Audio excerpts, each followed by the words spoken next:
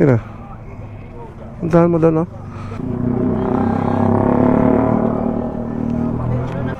Ha? Dito.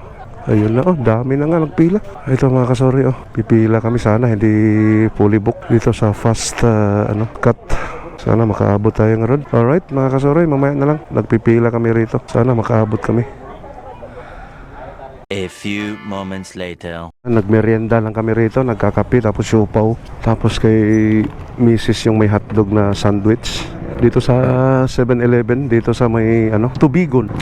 Nandun na yung doon banda, yung port. Yan na, 7-Eleven. Tapos si Sibyong nandoon. Alright mga kasorry, papasok na kami doon sa kasi pupunta pa kami ng mga Coast Guard or PPE yung tinatawag. May anuhin pa kami doon.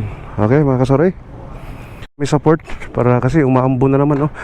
Delikado to. Kaya doon na lang kami sa port sa loob. Baka may waiting area naman siguro doon. Okay, mga kasorry? Yung ticket natin nga ron ay mo kasi sa yan guard.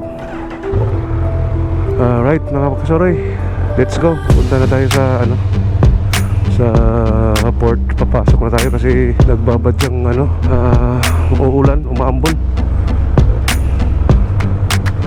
Ito na, pasok na tayo.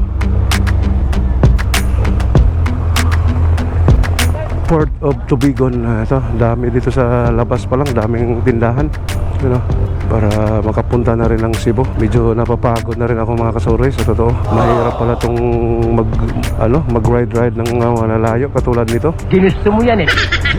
Long drive, tapos iba-ibang island ang pupuntahan mo. Medyo pagod rin. Pero at least kahit pagod, naman, enjoy naman kasi makakita ka ng iba't ibang lugar kahit pagod. Ayos lang din. Charge to experience nga ika nga. Okay lang, at least na enjoy namin yung vacation namin dito sa Pilipinas.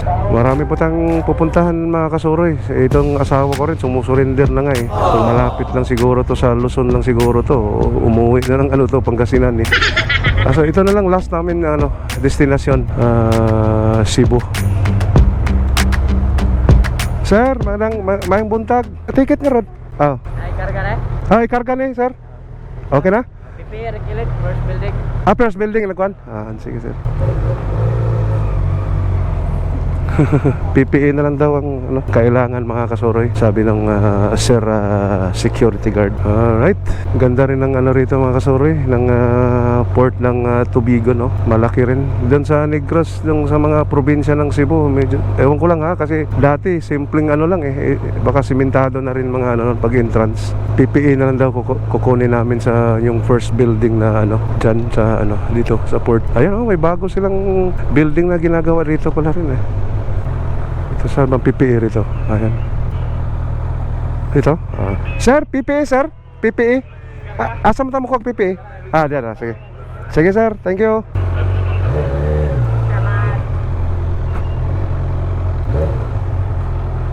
Alright, PPE ang kukunin namin rito mga kasorry sa port integrated clearing. Ano ba to? Nawala na yung OB. Okay, mga kasorry, punta muna kami sa loob. Alright.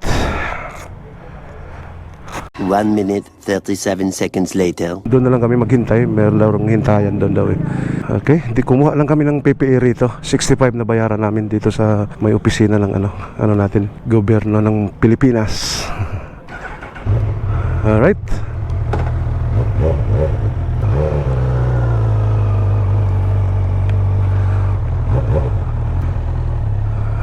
Okay, maganda rin yung nila rito.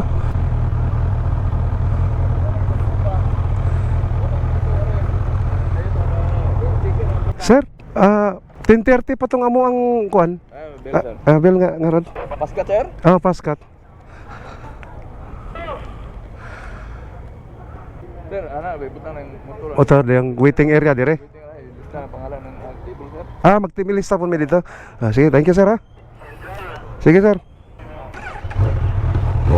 Ay.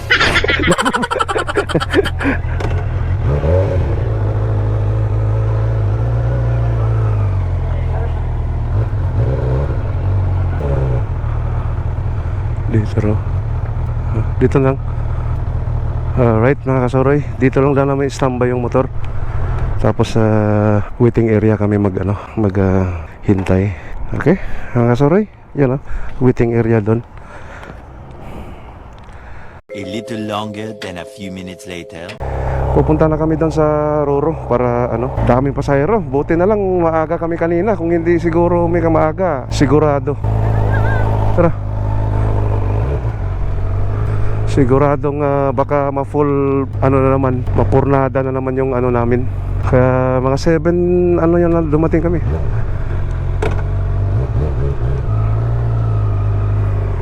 Okay, papunta na tayo sa mga kasoroy, Roro. Umaambon pa naman mga kasoroy. Right mga kasoroy. Yung nga rad.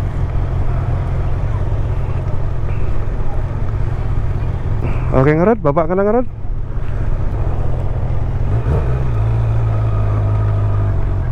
Okay mga kasoroy, dito na. Medyo umaambon mga kasoroy.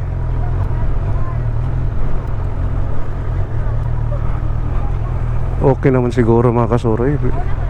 Okay lang, okay lang. Roro. Tapos? Asa man sa kinatapusan? Ito daw, may mga motor. Ah.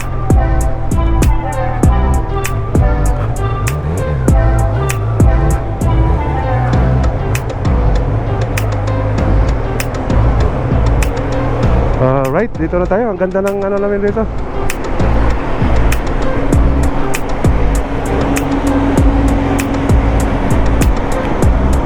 Okay, mga kasoroy.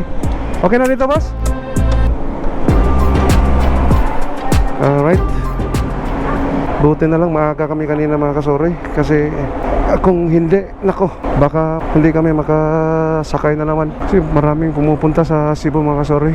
Alright, mamaya na lang mga kasoroy ha. Kasi medyo matraffic dito, maraming pasahero. Okay, pinakatuktok na deck.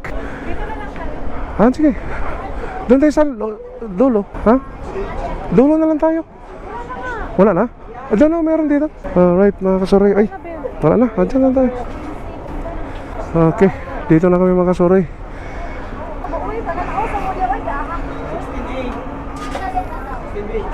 Grabe yung pasahero rito mga kasoroy.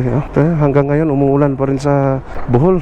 Buti na lang umalis na kami ngayon. Kanina ng maaga. Kasi kung tanghali pa kami pumunta rito. Yun yung ulap grabe. Siguro baka na yan. Umuulan na naman yan doon. Doon kasi kami sa kabila na Dito na kami sa fast cut Alright, mga kasoroy. Okay, mamaya na mga kasoroy kasi daming pasahero talaga. Okay. Ganda rito, malakas-lakas rin yung ang takbo nitong ito. Fast cut. Island dyan. Island ng Buhog. Bababa tayo sa kasoroy. Bakas na yung makina. Step rito na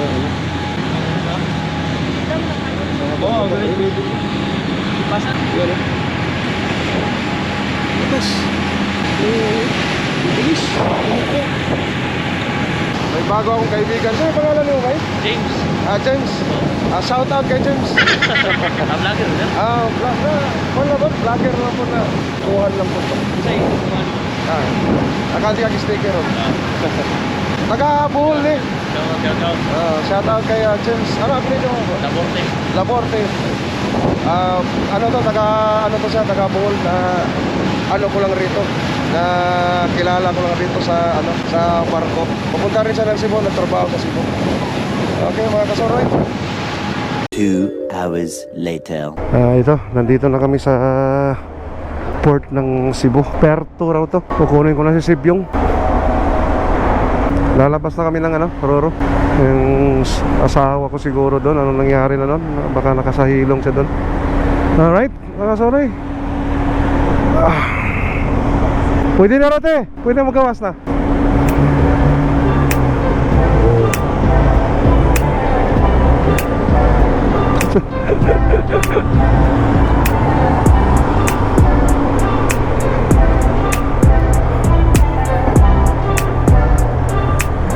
Lakas yung ulan. Sige bro.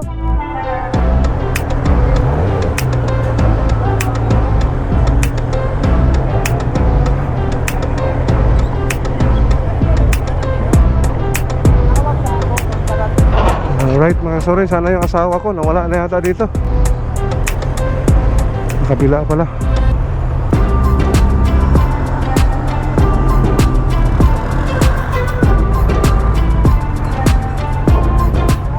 Ha? Standby muna tayo doon. Okay, mamaya na mga kasuri ha.